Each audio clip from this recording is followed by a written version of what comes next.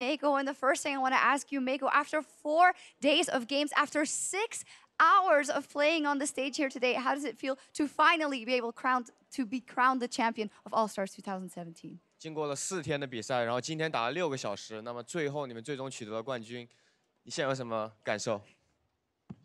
就现在特别激动吧，然后打了6个小时，确实特别累，就是能拿到这个全明星冠军，确实很开心。I'm just really excited this moment. I mean, playing 6 hours, it's really tired, but I'm really, really happy that we are able to come and win the final.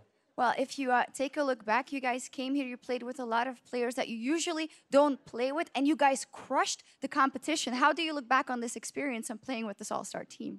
就是你很多队友都是第一次一起打游戏，但是你们可以击败你们的对手，然后最终得到冠军。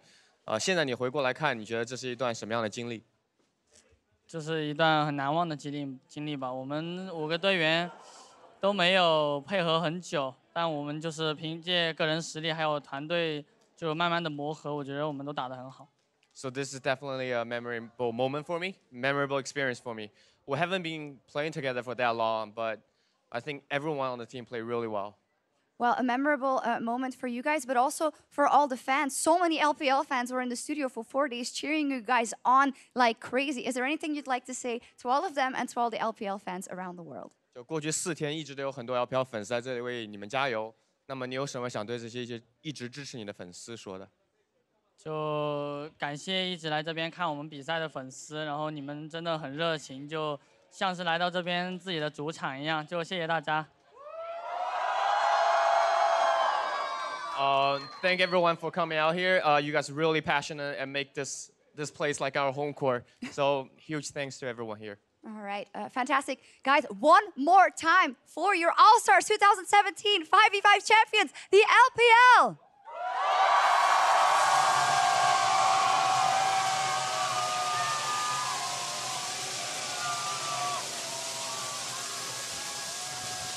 And there you have it. The confetti rains down. The LPL crowned our 2017 All-Star champions after a grueling 5-game series up against the LMS. Hard fought by both squads. Mako there, the rest of the squad very happy to get their win. You even saw it there in the moment where they reached the trophy, offering it over to Uzi as he has finally gotten a title from Summoner's Rift under his belt. Ever the sportsman, ever humble, saying, no, this was a team effort. We must hoist it together. I mean, frankly, it's been a really long time coming. I'm not going to joke. I definitely did get emotional watching that because people will say, you know, All-Stars, there's kind of, is it the hyper-competitive tournament? Is it still the fun tournament? We go back and forth all the time. But for Uzi, this matters. And that moment mattered. And for LPL fans, that definitely mattered. So that tastes just as sweet, especially after the grueling endurance marathon that he had to go through to have that opportunity to say, no, it was a team effort. It was a marathon for all 10 players on that stage. But then when you take into account the fact that he had played a best-of-3 1v1 against Bjergsen just before that, even more so for him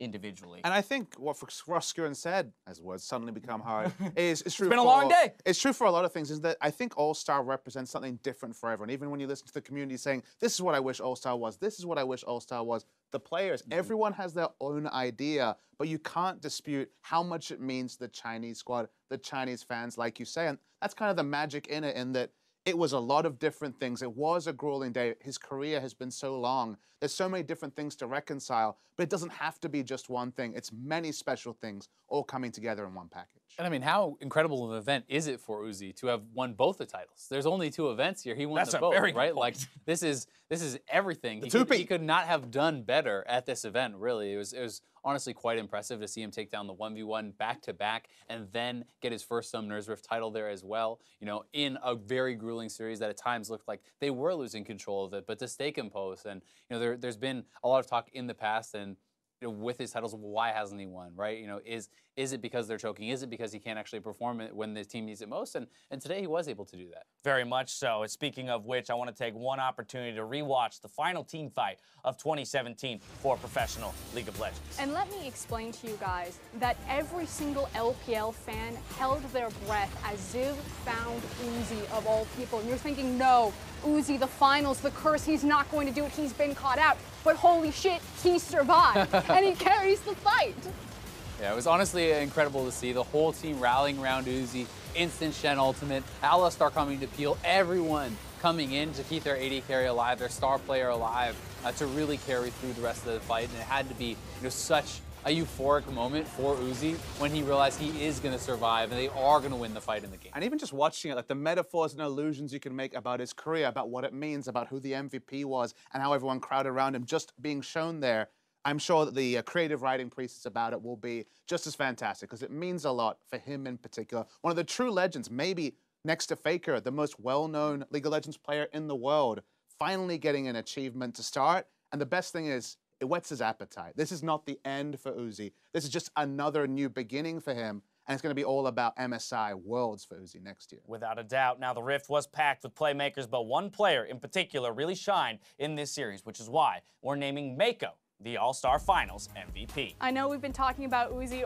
this entire time, but we do need to give his partner in crime a very special shout out. Part of the reason why Uzi was able to shine so well is because Mako had an incredible tournament and particularly an incredible series. And one of the biggest things with me for Mako was how consistent he was throughout the series. There were a lot of ups and downs for the LPL squad throughout this series, let's be honest. But for Mako, it felt like his highs were probably some of the highest in the whole event, and his lows were really not that low during this series. He was honestly so consistent, so solid, and just a star player. And he's a utility belt also, because it wasn't all the playmaking. He can play the peel supports. He can do everything, and that's kind of the exciting thing, seeing his career develop over the past 3 years, is that he was able at this series to lock in Thresh a couple of times. We looked and we're like, there's 2-3 picks that we would have thought fit this situation best, but he was like, this is my time to actually stake a claim, to start initiating, to do everything off my own back.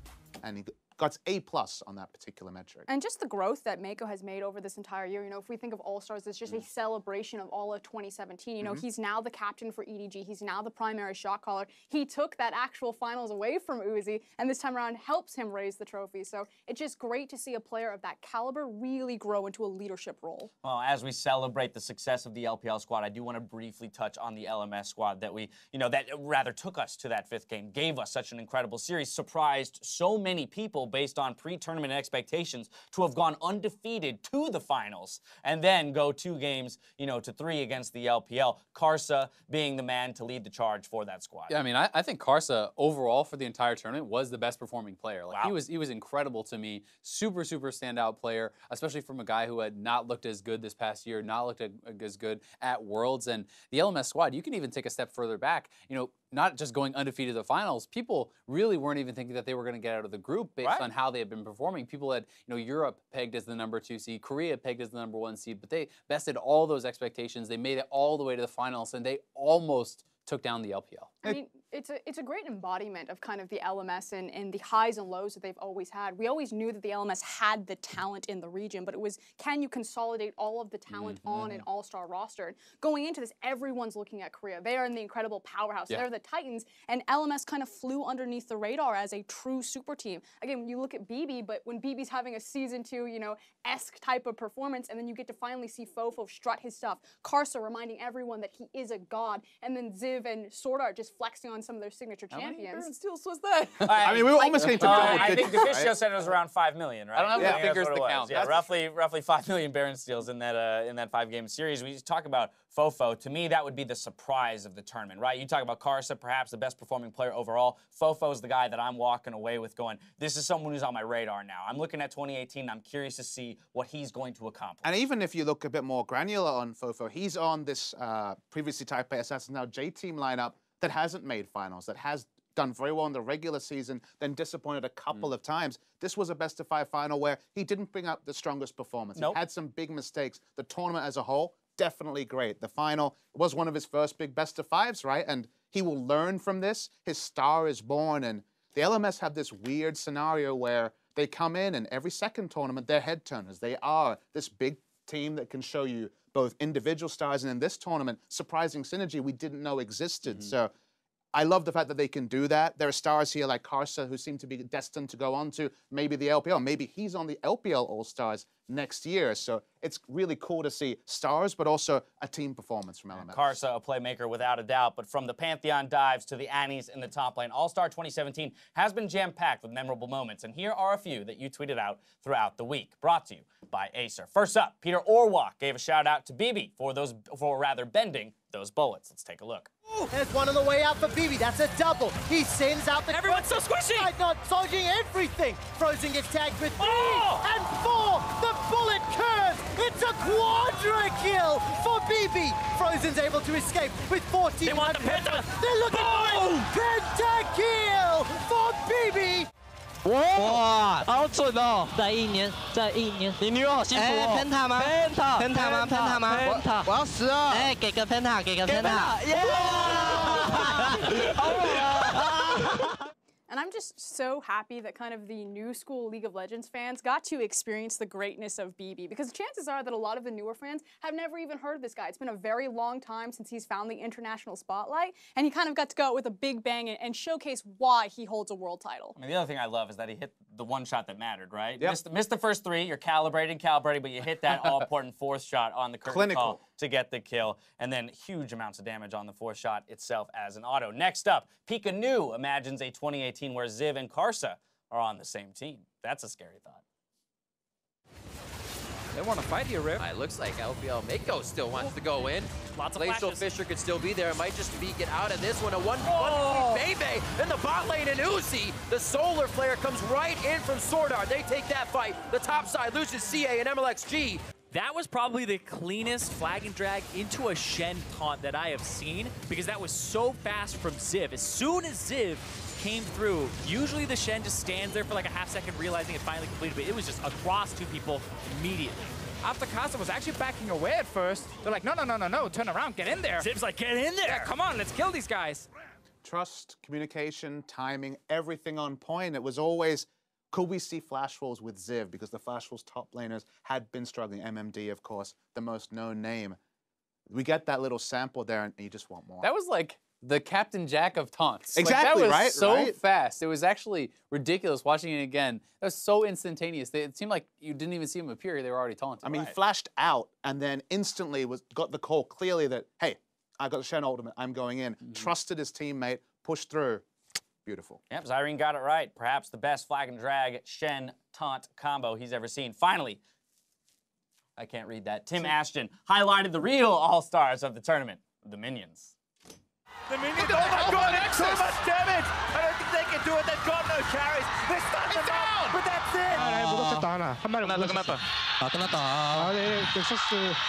하하. 넥서스 어떻게 되나? 끝났는데? 라인이. 우리가 끝냈다.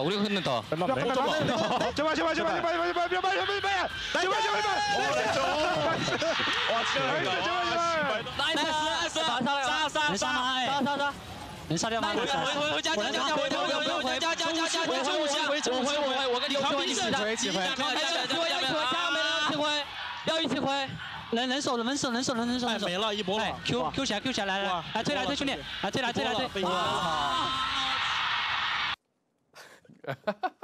That was honestly They can't believe it ridiculous. Yeah, no one could believe it when you're watching the game. You're like, oh, they got ace, the game's over. Oh, it's over the other way? Like, wait, what's happening? Honestly baffling. Pretty sure it's the only competitive game that's, ended in an ace for one side, losing to the other. Didn't ace the Minions. In that moment. But hey, I feel like yeah. Did not ace the Minions. The Minions are the one thing that are the constant in League of Legends. Well, with that, we put a capper on not only All-Stars, but competitive League of Legends for 2017. We kick off the new year, the week of January 15th, as all the regional leagues launch their new seasons in the days following. So mark your calendars and keep your eyes peeled for those regional leagues. Until next year, for myself, the casters, and the entire live broadcast crew, thank you for watching, and we'll see you in 2018. Good night.